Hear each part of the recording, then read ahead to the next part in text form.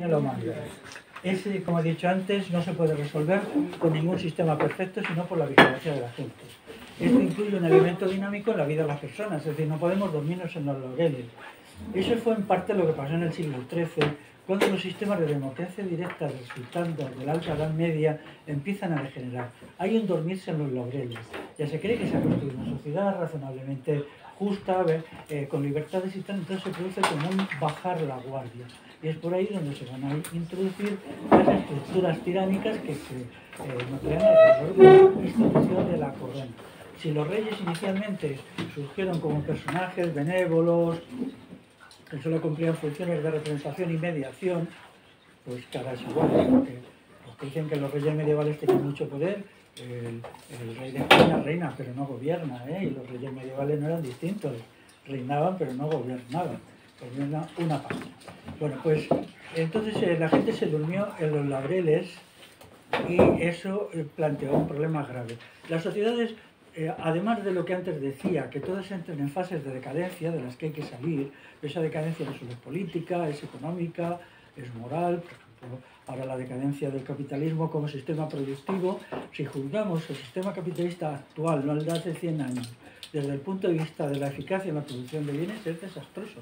Del 0 al 10 le damos un 3 y gracias, ¿no? Entonces, además de esos sistemas de ascenso y descenso, hay otro más que, para que la humanidad continúe avanzando, tiene que haber siempre metas sucesivas. Es decir, conseguidos unos resultados, hay que pensar en los siguientes. No se puede uno dormir, porque el que no avanza retrocede. Y eso hay muchos detalles en el siglo XII. El siglo XII es el gran siglo, ¿no? Se había creado una Europa que ya no estaba angustiada con las invasiones exteriores, donde se había eliminado casi del todo la pobreza, o casi del todo, donde los poderes eran escasos, donde la gente estaba a gusto. Entonces se produjo un adormecimiento. Y eso, en el futuro esto se tendría que estudiar. Llegado ahí, tendría que haber dicho, ¿y ahora qué nueva sociedad todavía mejor que esta tenemos que conquistar? Y eso no se hizo. Es como alguien en el terreno personal que dice, bueno, yo ya he cumplido unas metas y ahora ya me adormilo. Entonces estás perdido porque todo lo que nos avanza es retroceso. Entonces eso se empieza a detectar en el siglo XIII, elementos de entontecimiento, de ausencia de metas. Las sociedades tienen que tener metas. ¿Qué metas queremos? La meta puede ser la libertad, incrementarnos la libertad, una sociedad convivencial, porque el comunal no era nada más que una sociedad convivencial. Lo que buscaban no era ni maximizar la riqueza, ni siquiera era la libertad la meta era la convivencia. Hay que tener en cuenta que eso era el ideal del cristianismo, una sociedad donde las relaciones entre las personas se basaran en el amor. Y entonces eso es el criterio. Ha habido muchos tipos de sociedades en la historia. ¿Cuál era la meta de la sociedad ateniense? La verdad y la belleza, ¿no? La filosofía y el arte. ¿Cuál es la meta de la sociedad espartana? Pues inicialmente la dureza, la energía, la vitalidad, el entusiasmo, el desprecio por los placeres, todo esto eran lo que eran los espartanos. Luego eso degeneró en un militarismo horrible, pero inicialmente fue muy bonito. Recordar al rey espartano que le preguntan, ¿por qué Esparta no tiene murallas? Y no tiene murallas porque el pecho de los espartanos es su muralla. Y si hiciéramos una muralla de piedra, nuestros pechos ya no serían la muralla, y eso nos haría degenerar. Nos hacía degenerar. Toda la cantidad de sabiduría que tiene esto metido, ahí de fondo, son cosas a reflexionar.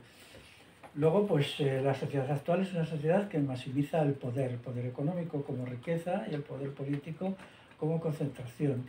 Entonces maximiza el poder, a ver quién tiene más poder, aplastas al otro y te vales de todos los procedimientos, incluso de los más viles, para tener poder. Pero otras sociedades, pues la sociedad cristiana, no confundir con la eclesiástica, en la cual el ideal es una vida convivencial, ¿no?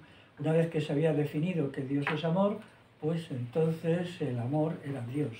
De hecho, y entonces vivir en Dios era la sociedad del amor. Y eso, cuando se lee textos de los siglos 8, 9, 10, pues eso es decisivo, ¿no?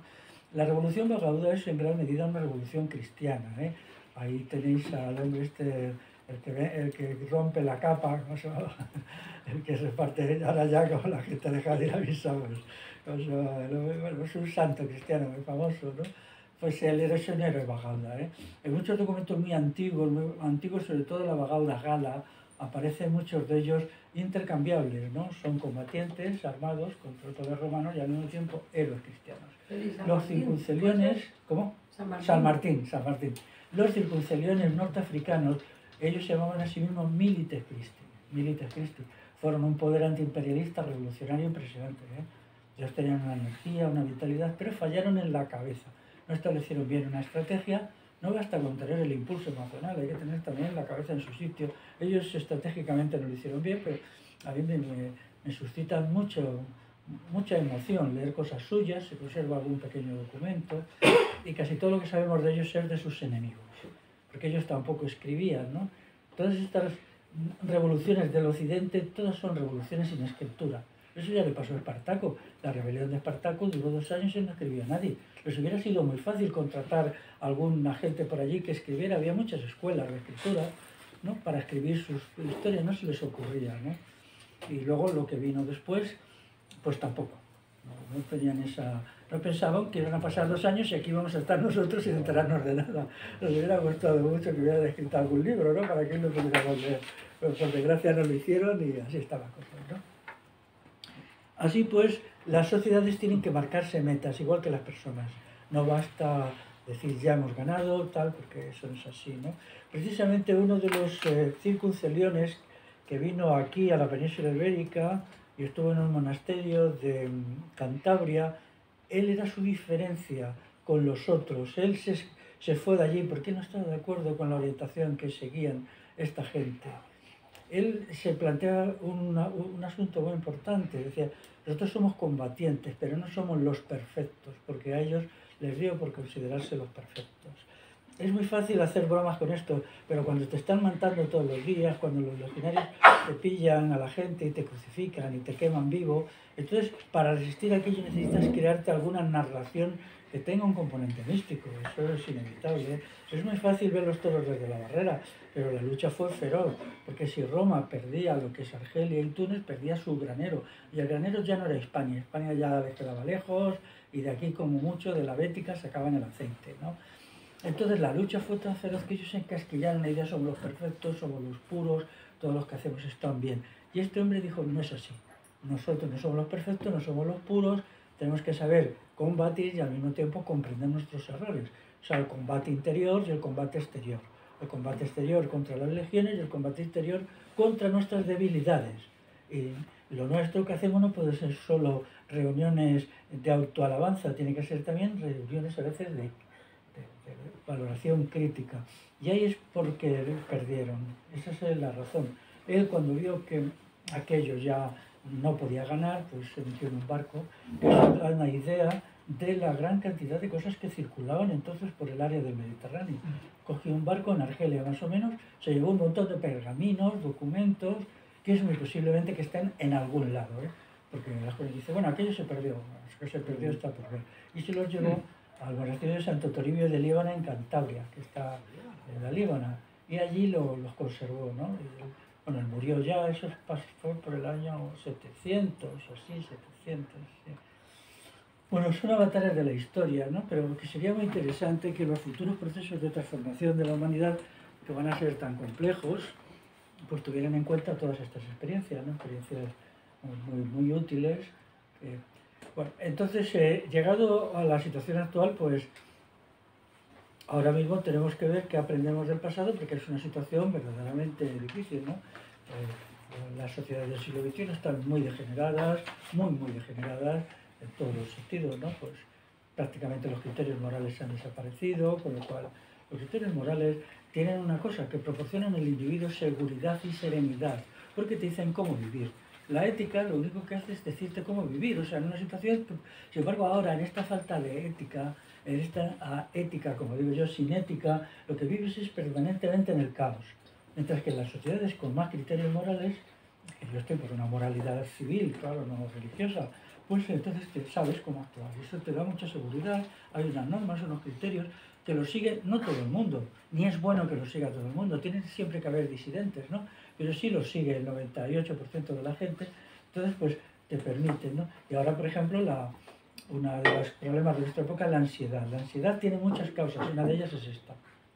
La inseguridad permanente en qué hacer, cómo actuar, cómo portarnos con los demás, cómo portarnos con nosotros mismos, ¿no? Y es la consecuencia de que nos han expropiado también los criterios morales, los criterios del comportamiento, de la ética individual, que es una parte decisiva de la ética. En estas condiciones podemos citar más cuestiones, también el debilitamiento físico del individuo. Esto es simple, antes hablaba ahí de tu fábrica, ¿no? Que la gente está enferma de las vacunas, enferma de la angustia, enferma de la mala alimentación, enferma de la soledad, enferma por no tener una vida erótica satisfactoria. Todo esto hace un individuo debilitado, ¿no? Un individuo degradado por muchos elementos.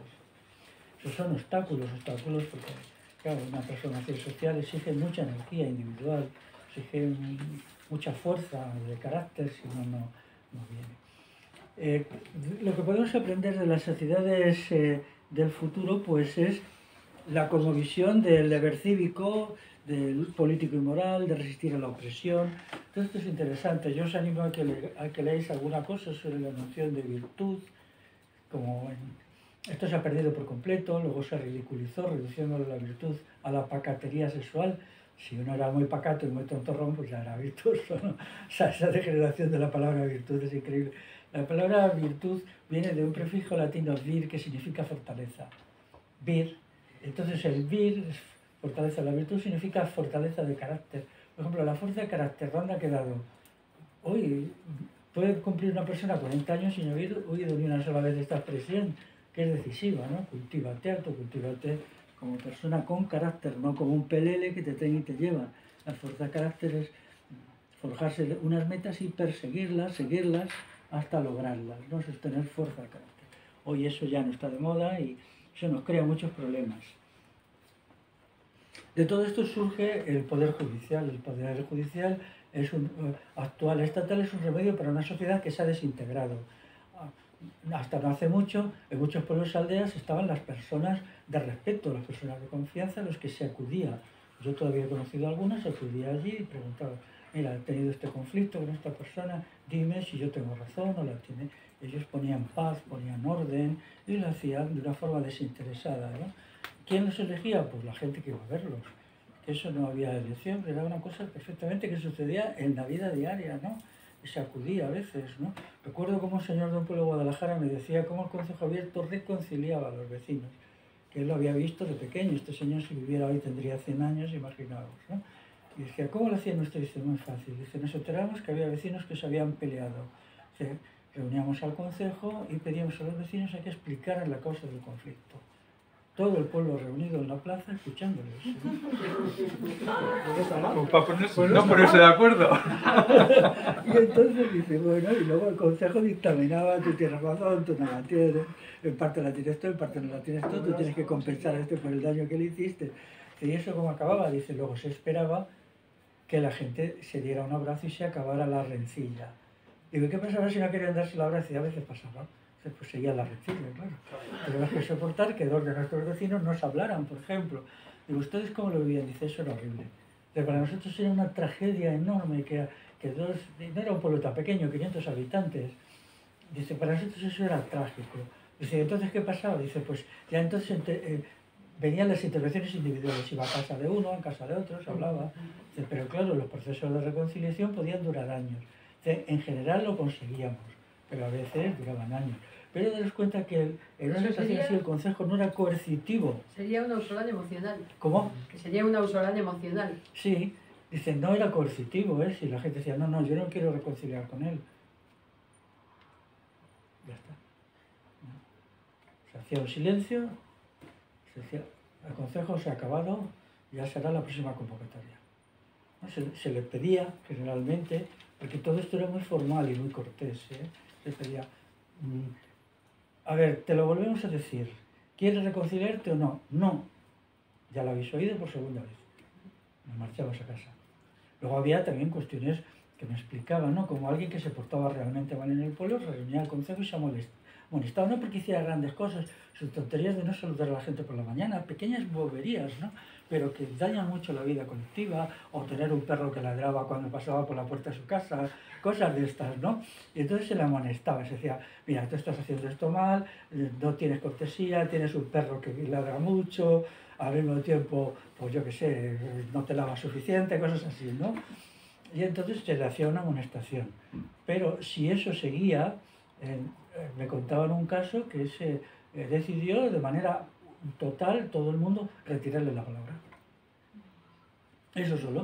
O sea, de ahora en adelante esta gente, como es incívica, como no cumple las obligaciones elementales de saludar, tal, ¿no? Estar presente, ser cortés, pues le vamos a retirar la palabra y se la retiraron. Digo, función, dice, se fueron de fuera del pueblo a vivir. Claro. Entonces eran procedimientos que no hacían necesario ni acudir a la policía, ni nada, ni meter a nadie en la cárcel. Pero claro, no tienes por qué soportar a un individuo que es un tonto ahí metiendo la pata. Realmente, las sociedades actuales son muy paternalistas, son muy crueles y muy paternalistas. En las sociedades estas no. O sea, la gente tiene que hacerse cargo de su vida. Si no sabes convivir, pues ¿qué haces con nosotros? Vete. ¿Qué pensaste cuando se fue? Pues que es lo que tenía que haberse hecho antes. Claro, siempre había cuevas por el monte donde vivir y es verdad que un sector de la gente no quería vivir en comunidad. Yo lo respeto mucho, en Soria había gente que se iba a vivir a cuevas que hay al lado del río Duero, se les respetaba. Ellos no querían la convivencia colectiva por lo que fuera, no se les consideraban ni locos ni nada, sino personas que querían vivir en una soledad absoluta. No necesariamente por motivos religiosos, porque fueran ermitaños, sino porque a ellos les gustaba estar solos muy bien. Y yo conocí a uno de niños, estaba allí, subía de vez en cuando a la ciudad a hacer compra de algo, la gente le trataba igual, ¿no? Pero él que estaba en la cueva aquella, ¿no? Con 15 grados bajo cero en invierno, y lo estaba. O sea, con lo cual significa que la libertad individual era considerada, y el concejo sabía que había unos límites de los que no te podías pasar. No podías obligar a la gente a ser buena, ni a ser educada, ni a ser amable, pero tampoco tenías que sufrirles. No tenías por qué sufrir todo eso, ¿eh? Entonces unos cuantos se imponían, que ahora pasa mucho, ahora llegas a un sitio y hay una persona discordante. Todo el mundo está pendiente de la persona discordante. No, pensar en los buenos. Las sociedades se hacen buenas por los buenos, no por los malos. Y hay malos que son irrecuperables. Y lo mejor es llegar a un acuerdo con ellos para que vivan al margen de la convivencia, donde ni sean molestados ni molesten. Pero ahora eso es imposible, porque ¿dónde ves la gente ahora? No puedes pagar. Todavía hay casos, ¿no? Gente que dice, pues yo me he ido a tal pueblo, me he buscado una choza de pastores y ahí vivo. Bien. Bueno, no es. El proyecto comunal es un proyecto colectivista, maximiza la convivencia, eso hay que entenderlo. Y el derecho consuetudinario igual. La convivencia es el valor más preciado. Y si tenéis gente en vuestro entorno mayor, vuestros abuelos o gente, hablar de esto, ya veréis como dirán, el bien más preciado es la convivencia, siempre. Ni la riqueza material, ni nada, ni tener una casa bonita, ni ropa, eso no. Lo importante es llevarse bien, estar unidos. Ahora eso lo hemos perdido casi por completo.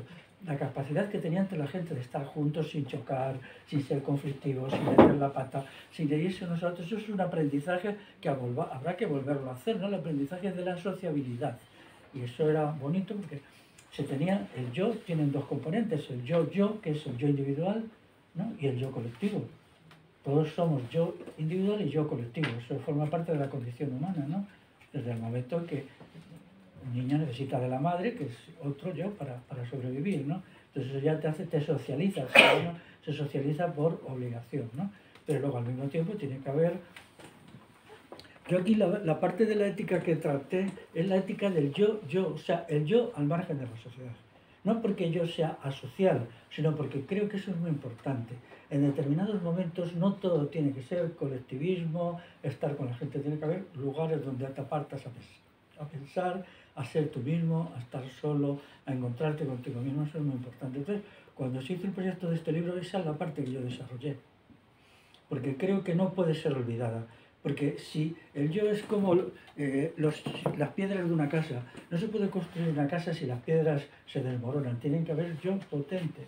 Entonces, incluso, ahora he hecho ya un par de veces un curso sobre autoconstrucción del yo, en el sentido del yo asocial, del yo como no existe, porque todo yo es social, por definición, pero conviene a veces abstraer el yo asocial del yo social para poder tratarlo. Eso es un ente de ficción, pero bueno, lo separamos un poquito y luego lo volvemos a meter en su sitio. Todas estas cuestiones en el Poder Judicial actual pues, es un aparato tremendo donde te enfrentas, primero, no entienden las leyes, en segundo lugar, hay un grado de arbitrariedad enorme, todo el mundo miente, mienten los policías, mienten los testigos, tal, ¿no? La gente que se mueve en ese mundo, pues sabes que normalmente pues, es muy difícil, ¿no? Pues hay muchas leyes que se sabe que están hechas para que se mienta, ¿no? Y uno se siente muy perdido en ese asunto. Quien ha tenido pleitos pues lo sabe bien, y quien ha tenido pleitos por cuestiones políticas pues lo sabe mejor, ¿no? Que es un sistema punitivo donde se te castiga y punto, ¿no? Con un grado muy alto de injusticia y de inseguridad. La inseguridad jurídica es enorme. Cuanto más leyes hayan en la sociedad, mayor es la inseguridad jurídica, porque quien más dinero tiene puede pagar un abogado que se busca una ley rara que nunca se ha aplicado, entonces resulta que esa ley te la aplican a ti y con esa ley te hunden, ¿no? Eso es lo que hacen los bufetes de abogados, buscar leyes o sentencias judiciales muy anómalas que se pueden en un momento dado volver contra alguien que una apariencia de legalidad. Por eso, una normativa muy importante es que las leyes tienen que ser mínimas, tienen que ser pocas, para que todos sepamos a qué atenernos. Eso da un sentido de seguridad. Luego, los jueces tienen que ser alguien que sean tus iguales, no tus desiguales, no un cuerpo corporativo. El Poder Judicial es una corporación. Ahora todos son corporaciones, la corporación médica, la corporación farmacéutica, con un esprit de corps, como dicen los franceses, con un espíritu de cuerpo terrible. Cuando hablas con ellos te das cuenta que ellos no van a hacer nunca nada contra su corporación, porque su corporación es lo primero. Entonces, cuando dices, sí, pero tú te debes a la sociedad, no solamente eres un médico del colegio de médicos, ¿no? Tú eres una persona, entonces estás tratando a otras personas, no como miembro de una corporación, pero el sistema corporativo es terrible. Lo mismo hacen con la policía y con el ejército, ¿no? Alguien del ejército, un oficial del ejército, jamás se tomará en serio a nadie que no sea de la corporación militar, a nadie. Ellos solo creen en los de la corporación militar, ¿no? Del cuerpo de oficiales, se llaman cuerpos oficiales o tal, ¿no? Entonces todo esto tiene que desaparecer, los cuerpos especializados tienen que fundirse en la sociedad, ¿no? Y haciendo además trabajos útiles, porque lo que hacen ahí encima es muy caro, ¿no? El problema de quién manda a quién aparece con la cuestión del capitalismo, porque una persona, lo dije esta mañana, puede mandar en otra persona. Este es un asunto central en la llamada ciencia política, ¿no? Es decir, en principio nadie puede mandar en nadie, ¿no? Porque cuando se reúne el Consejo Abierto, es verdad que hay gente que tiene autoridad y tiene poder, pero eso es un poder que se le ha otorgado en la reunión previa, ¿no? Y en determinadas condiciones para que funcione la sociedad anual con limitaciones y tal, ¿no? Pero lo que no puede ser es alguien no designado por la comunidad que tenga un poder sobre ti. Por ejemplo, en el acto laboral, ¿no? ¿Por qué el acto laboral tiene que ser un acto autoritario? Al cual tú obedeces, uno va al trabajo y te pones ahí el primer día, a ver, tú haces esto, ¿no? Sobre todo en los trabajos manuales así, más del montón, pues realmente es un sistema de esto al otro, ¿no? No hay ninguna autoridad, no hay ninguna libertad, se supone que el dueño de la empresa o la corporación dueña puede hacerlo. Esto se basa en la ficción del contrato de trabajo. El contrato de trabajo es lo que se inventa por el liberalismo para cubrir esto y se basa en lo siguiente. Dos personas igualmente libres que no están sometidas a la carga de la servidumbre, que no son siervos. Bueno, me decía uno, pero vamos a ver, ¿de qué estáis hablando? En la península ibérica no hay siervos desde el siglo V, entonces ¿de qué estáis hablando? Porque es que ya, ¿no? En Francia solo los había en Saboya, en el hexágono francés solo había siervos en Saboya, porque allí, bueno, al pie de los Alpes, ¿no? Entonces, pues, dicen, el contrato de trabajo te libera, porque tú y el patrono, vamos a ver, yo no puedo tener el mismo nivel para ejercer mi libertad que el empleador, porque por el hecho del empleador es dueño de los medios de vida, de los recursos económicos, de los medios de producción que me va a pagar. Yo solo soy un pobre hombre que no tengo nada y que busco un trabajo para comer. Entonces, lo que se establece es un criterio de desigualdad. Un criterio de desigualdad en el cual alguien me puede imponer a mí lo que quieran en el terreno del trabajo. Entonces, el contrato de trabajo olvida que la libertad productiva se basa en la apropiación de los medios de producción, que es lo que sí establece el comunal. El comunal resulta contra las grandes haciendas esclavistas romanas. Toda sociedad es una reacción contra la contraria, contra la cubana. Las haciendas esclavistas pues serán los sitios donde se producían el ganado, los alimentos, bueno, todo eso, ¿no? Entonces estaban manejadas por esclavos, pero no todos eran esclavos. Había también muchos asalariados cuyas condiciones de existencia se parecían mucho a los esclavos. había diferencias. Los libres, por ejemplo, podían tener familia, podían elegir pareja, los esclavos no. Los esclavos generalmente no tenían, eran personas que se apareaban con quien les decía el amo, ¿no? Así igual que el ganado, ¿no? Tú tienes unas cabras, entonces te metes allí el macho cabrío, pues allí sucedía. Entonces eso era, cuando se dice la libertad para contraer matrimonio, ahora no podemos entender la importancia que tuvo eso en ese momento, ¿no? Porque era acabar con el sistema de apareamiento de las sociedades esclavistas. Porque, bueno, ahora sigue pasando, ¿eh? En el mundo actualmente hay 400 millones de esclavos, sobre todo en países musulmanes. Libia es allí los mercados de esclavos son aquí como los mercados de manzanas. Y en Mauritania más. Mauritania está lleno. Y se graba, la BBC los graba, pero no, nadie dice nada, ¿no? Se les permite todo. Entonces, es una reacción contra eso. Entonces, el contrato de trabajo, que es la afición, pues ahora mismo entre una corporación cuyo volumen de negocios son, pongamos, 50.000 millones de dólares. Y un tío que va a hacer un trabajo que tiene en el bolsillo y en la cuenta bancaria, 50 euros en el bolsillo y 200 en la cuenta bancaria. Y entonces, vamos a ver, ¿cómo puede haber una relación de igualdad entre esas personas? El contrato de trabajo es una ficción, ¿no? Sería una fantasmagoría, ¿no? Entonces, ¿cuál es el verdadero contrato de trabajo? Aquel en donde todas las personas que lo constituyen son propietarias de los medios de producción, los medios de trabajo. Y eso es lo que atiende la revolución comunal. No se le da a la gente alimento ni se hace caridad con ellos, sino se le dice, bueno, aquí tienes una tierra, te corresponde un trozo de tierra, corresponde cierto ganado, ciertas herramientas, trabaja por ti mismo. La obligación de trabajar con las propias manos es decisiva en la sociedad comunal. Y hablar con gente mayor, ya verán lo que os dicen.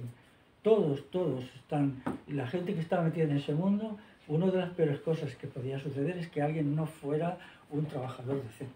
Tenía que ser alguien que cumplía, ¿no? Que cumplía, según sus... Pero eso va unido también al criterio de yo tengo mis medios de producción y soy libre, por lo tanto. Puedo unirme con otros para hacer trabajo comunitario o puedo no hacerlo. Pues yo tengo de ahí la propiedad familiar. La propiedad familiar incluye algo tan interesante como el telar. Los telares estos de madera antiguos permitían a las familias construir su propia ropa. Es decir, los bienes necesarios, los alimentos, la ropa, la casa, los tenían cubiertos, son nuestros bienes básicos. Se añadía en general el calzado y ya se partía de la idea de que con eso ya podías vivir, ¿no? Podías a lo mejor vivir precariamente, ¿no? Entonces la noción del contrato de trabajo olvida la idea de trabajo libre. ¿Por qué me tienes que mandar tú a mí?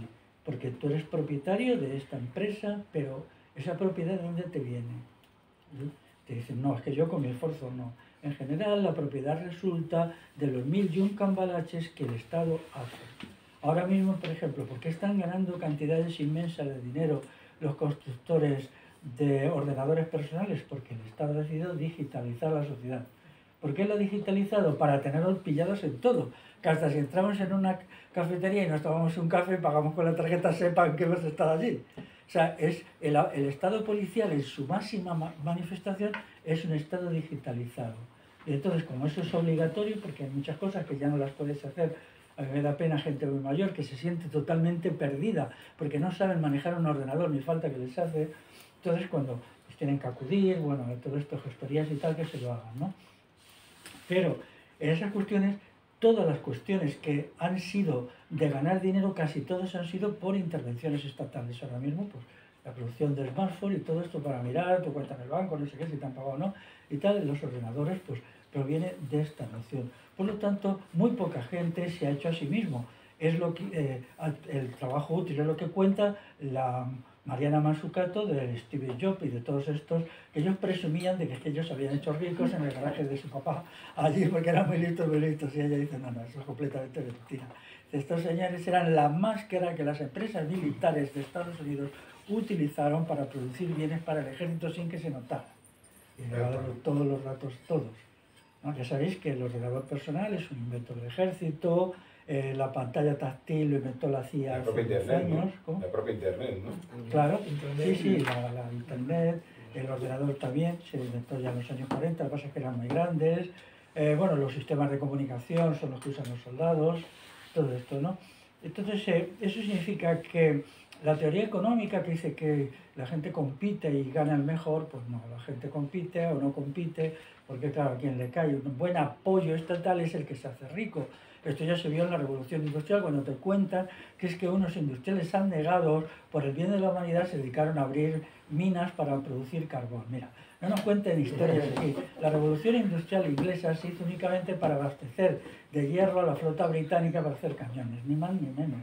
Porque la flota era el único capaz de comprar la cantidad de hierro que se hacía. La flota era inmensa y claro, tener cañones para barcos que podían montar hasta 120 cañones pues, y que se estropean en un año, aquello era necesario, producir acero como no se había producido nunca. Entonces se dejó al lado el carbón vegetal y se empezó. La revolución industrial servía a todas las industrias militares. O sea, el sujeto medio inglés no consumía absolutamente nada.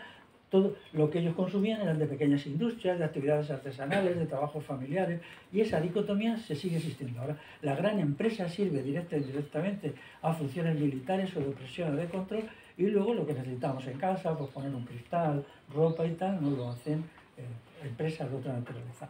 Dejando aparte que, bueno, Napoleón creó la primera empresa de ropa textil a gran escala, donde trabajaban ya quizá 1000 trabajadores, en el año 1802, os podéis imaginar para quién era aquello, ¿no? Para los uniformes de los soldados, porque la gente se seguía haciendo la ropa en su casa, con sus propios recursos, y no necesitaba para nada una fábrica. Eso fue algo que vino de, claro, si tienes un ejército de 2 millones de soldados, como llegó a tener Napoleón, pues necesitan mucha ropa, obviamente, y eso no se podía hacer ya con requisas en la casa como al principio se hizo, es decir, obligando a la gente a en cada casa hacéis 5 uniformes militares. Eso sí al principio, pero luego ya eso no daba de sí porque además la gente lo boicoteaba.